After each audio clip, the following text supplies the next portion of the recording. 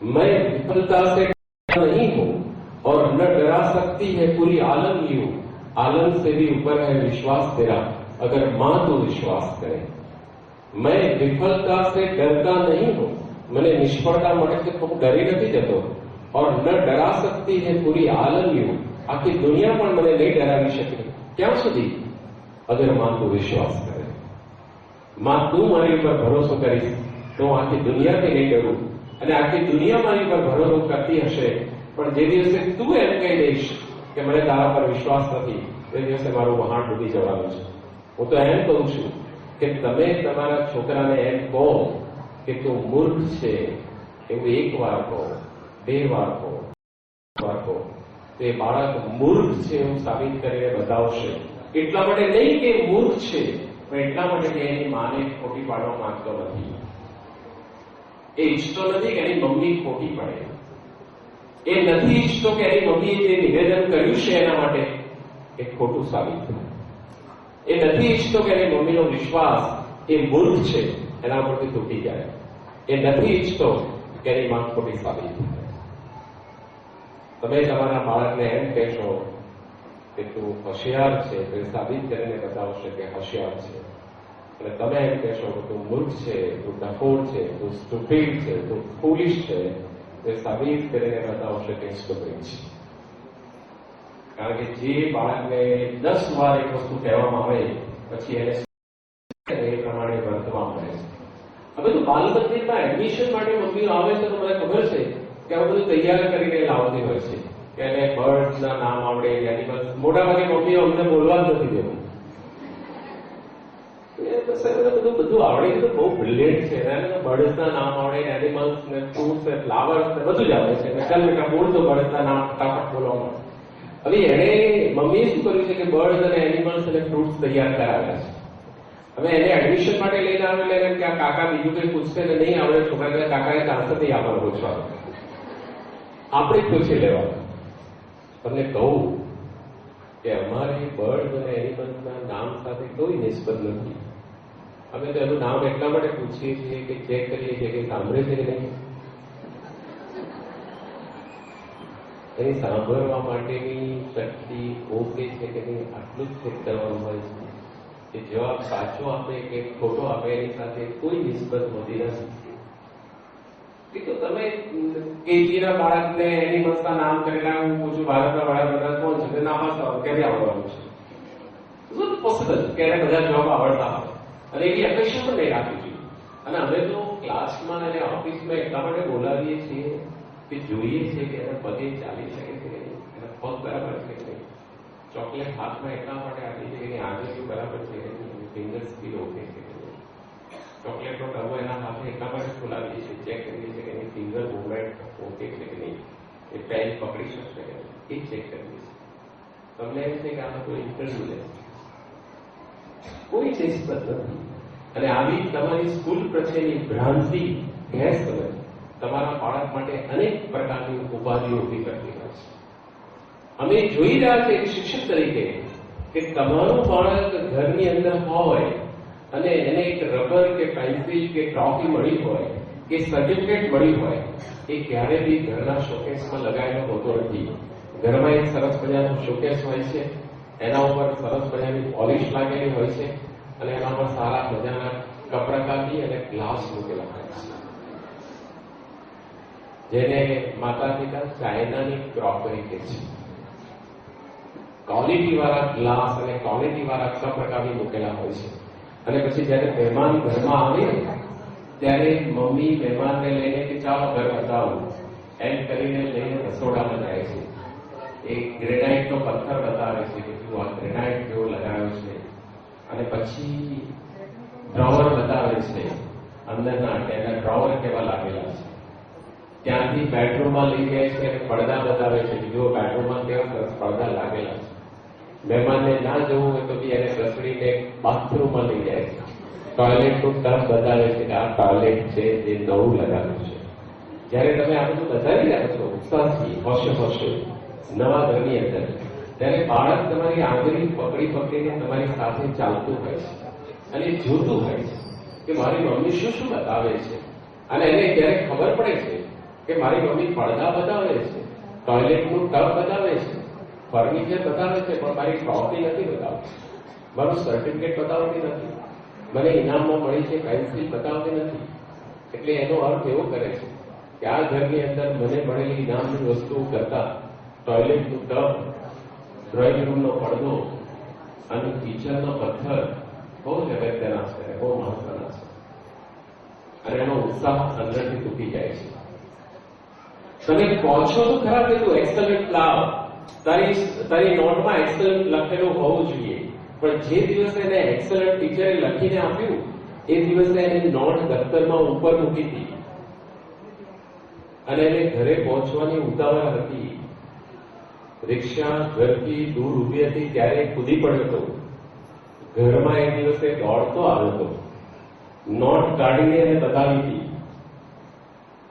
કે મમ્મી જો આજે એક્સલન્ટ લખેલું છે. એને મમ્મી કપડા ધોતી હતી. એને કહ્યું કે હું તારા પપ્પા આવે કે એમને બતાવું છું.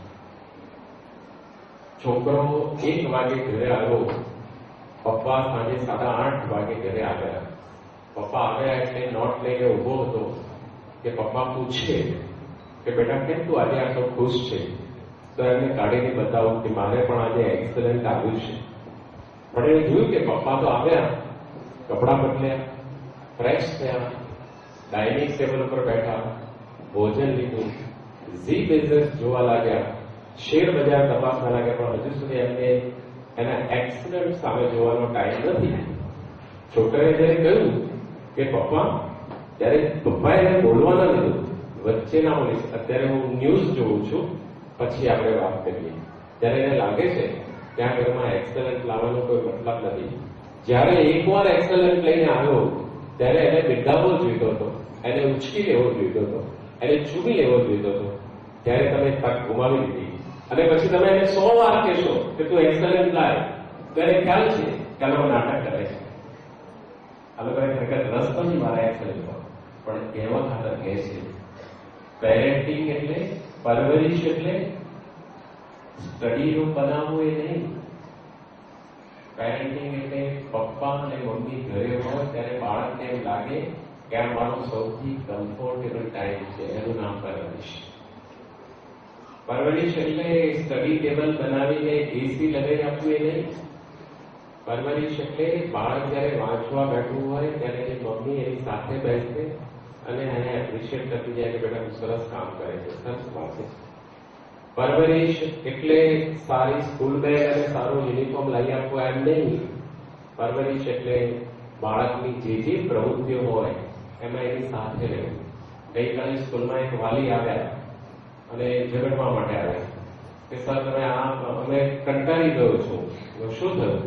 કે રોજ મારું બાળક હું ઘેર આવું કે મારે ડ્રોઈંગ કરવાનું છે, મારી સાથે બેસો, આજે મારે ક્રાફ્ટ કરવાનું છે, મારી સાથે બેસો, આજે મારે નોટમાં આવું કરવાનું છે, મારી સાથે બેસો. અમે જાણીએ છીએ કે મા બાપ પાસે અત્યારે બધું જ છે, બાળકોને આખી દુનિયા લૂંટાવી દેવા તૈયાર છે, પણ સમય આપવા તૈયાર નથી. અમે તો ડ્રોઈંગ કરવા ઘરે એટલા માટે આપીએ છીએ કે એમ કરતા એનો પપ્પા એની સાથે 10 મિનિટ બેસે છે અને એની 10 મિનિટ આપે છે. એની પાસે 10 મિનિટ છે એના બાળકને આપવા માટે, ચેક કરવા માટે અમે ઘરે આપીએ છીએ. અમે સ્કૂલમાં બી કરાવી શકીએ છીએ, પણ અમે જાણવા માંગીએ છીએ કે પપ્પા ઝી બિઝનેસમાંથી બહાર નીકળી લેબો ચડાવીને ફેવિકોલ વાળો થાય છે, ચેક કરવા માંગીએ છીએ. અમે ચેક કરવા માંગીએ છીએ કે એના ફાધર પાસે એના બાળક માટે 10 મિનિટ છે. એટલે બાળકે એના પપ્પાને પૂછ્યું કે પપ્પા તમારો કલાકનો પગાર શું છે? અને પપ્પા ગુસ્સે થઈ ગયા કે તારે શું કામ છે? તો પાણી માંગે હું દૂધ લાવીને આપું છું, જે વસ્તુ માંગે હાજર કરું છું, મારા પગારથી તારે શું નિસ્બત છે? બાળક રડવા માંડ્યો, ધ્રુસકે રડવા માંડ્યો, સૂઈ ગયો. એને મમ્મીએ કહ્યું કે પૂછે એનો જવાબ તો આપો. અને પપ્પા કે બોલ તારે શું કામ છે? મારો કલાકનો પગાર 100 રૂપિયા છે. બાળકે 50ની નોટ કાઢીને કહ્યું કે મારે અડધો કલાક જોઈએ છે, આપી શકશો?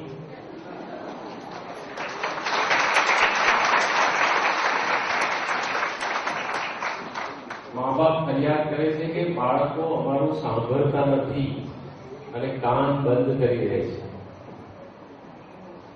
આ 5મા, 4થા, 3જા ધોરણના પેરેન્ટ્સની આ ફરિયાદ છે. અને એનું કારણ એ છે કે જ્યારે પણ ફાધર ઘરે આવે ઓફિસથી ત્યારે થાકેલો અને કંટાળેલા હોય છે. એની બેટરી એકદમ ડિસ્ચાર્જ થઈ ગઈ હોય છે. મોબાઈલ ડિસ્ચાર્જ થઈ જાય ને અને પછી દવાઈ કોઈ કામ ન કરે એવી ડિસ્ચાર્જ બેટરી હોય છે ફાધરની જ્યારે ઓફિસથી ઘરે આવે ત્યારે. એટલે મમ્મી રાહ જોતી હોય છે ઘરે આવે એટલે આની ફરિયાદ કરું. એટલે જેવો ફાધર ઘરે આવે એટલે મમ્મી એનો ગુસ્સાનો રોટલો જે હોય એ જ વખતે શેકી નાખે.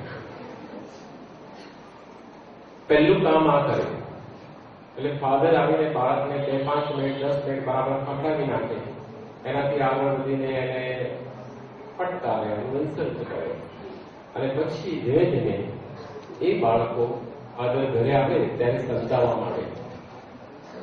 કેટલાક પપ્પાઓ આવું કહેતા હોય છે કે હું મારા ઘરે જઉં એટલે મારું બાળક સીધું દોર થઈ જાય, ચૂપ થઈ જાય, હલે પણ નહીં, વાંચવા બેસી જાય. આ એમનો બહુ મોટો ભ્રમ હોય છે. જ્યારે ફાધરનું સ્કૂટર શેરીના નાકે વળે અને જો ઘરમાં બાળક સંતાઈ જાય તો સમજવાનું કે ફાધરની અંદર બહુ મોટી સમસ્યા છે. કારણ કે બાળકને એવું લાગે છે કે મારી સમસ્યા ઘરે આવેલી છે. બાળકને એવું લાગે છે કે મારી સમસ્યા ઘરે આવેલી છે, સમાધાન ઘરે નથી આવેલું. મારો પ્રોબ્લેમ્સ આવી રહ્યો છે, મારા માટે એક ફાયરિંગ આવી રહ્યું છે, મને લડવા માટે કોઈ વ્યક્તિ ઘેર આવી રહી છે, એવું એને ફીલ થવા માંડે છે. એટલે મમ્મીઓએ આ ખાસ ધ્યાન રાખવું જોઈએ કે ફાધર જ્યારે ઘરે આવે ત્યારે કોઈ સંજોગોમાં બાળકની ફરિયાદ એ સમયે નહીં કરવી જોઈએ. અને જ્યારે પણ ફરિયાદ કરવી હોય ત્યારે એકદમ કમ્ફર્ટેબલ ટાઈમ હોય ત્યારે જ કરવી જોઈએ. સાયકોલોજીસ્ટ એવું કહે છે કે બાળકની ફરિયાદ જ નહીં કરવી જોઈએ. કારણ કે બાળકમાં કોઈ પણ પ્રકારની ઉણપ છે એના માટે માત્ર ને માત્ર અમે અને તમે જવાબદાર છીએ. બાળક જવાબદાર નથી. અને એટલા જ કારણોસર 1950ની સાલમાં કરસનદાસ માણેક નામના એક કવિએ લખેલું કે વસંત વર્ષા ગ્રીષ્મ શરદના ભેદ બધાએ ભૂલાણા અને લાખ ગુલાબી સ્મિત ફૂલોના વડ વિકસાવે સુકાણા તે વિના આંસુ વિના હરિના લોચનિયામાં બેઠા. ભગવાન એ દિવસનું રડે છે જે દિવસના બાળકો સ્કૂલે જવાની શરૂઆત કરી, જે દિવસના બાળકોના હાથમાં ચોપડીઓ આપવામાં આવી અને પછી માર્કશીટો આપવામાં આવી અને આપણે આપણા બાળકોના નામ ભૂલીને આપણા બાળકોનો પરિચય આ મારો બાબો છે અને ક્લાસનો ફર્સ્ટ છે અને ટોપ છે અને 95% આવે છે. એ દિવસથી જ્યારે એનો પરિચય આપણે બદલી નાખ્યો તે દીના આંસુ વિના હરિના લોચનિયામાં બેઠા. જે સરસ્વતીની ઉપાસના આપણે કરીએ છીએ અને જે સરસ્વતીને આપણે વિદ્યાના આરાધ્ય જેવી માનીએ છીએ એમના હાથમાં તો વીણા છે, એમના હાથમાં ક્યાં પુસ્તક છે, એમને ક્યાં ગાઈડ પકડેલી છે, એમના હાથમાં ક્યાં માર્કશીટ છે? એ તો વીણા પકડીને બેઠા છે અને કમળ પર બિરાજેલા છે અને વાહન એમનું હંસ છે અને એક હાથમાં માળા છે અને આજુબાજુ પાણી છે. સરસ્વતી કહે છે કે માણસનો જન્મ એ પ્રકૃતિના સાનિધ્ય માટે અને 5 તત્વોના સંમેલન માટે થયેલો છે અને માણસમાં જે ટેલેન્ટ છે એના વિકાસ માટે થયેલો છે. એનામાં સારું સંગીત છે તો એના સંગીતને વિકસવા દો, એને સારું ચિત્ર આવડે છે તો એના ચિત્રને બરાબર વિકસવા દો, એ સારું યોગા કરે છે તો એને સરસ રીતે યોગા કરવા દો. તો એ કમ્પ્યુટર એન્જિનિયર કરતા અને ડોક્ટર કરતા પણ આગળ જશે. પણ તમે કહો ના મારે તો એને ડોક્ટર જ બનાવવાનું છે અને યોગા કરીને કંઈ મતલબ નથી, તો એવા મા બાપો પોતાના બાળકને એક મશીન બનાવીને પૈસા બનાવતો રોબોટ તો બનાવી દે છે પણ એ પછી એમને છેવટે ઘરડા ઘરમાં બેને મૂકી આવે છે. કારણ કે એને બનાવ્યું છે પૈસા કમાવા માટે, એને તૈયાર જ એના માટે કરવામાં આવ્યો છે અને એટલામાં એનામાં રુજુતા અને માનવતા ખલાસ થઈ ગઈ છે અને માત્ર માર્ક્સ લાવવા અને નોકરી કરવી અને પૈસા કમાવા એવું બરાબર એના મગજમાં આપણે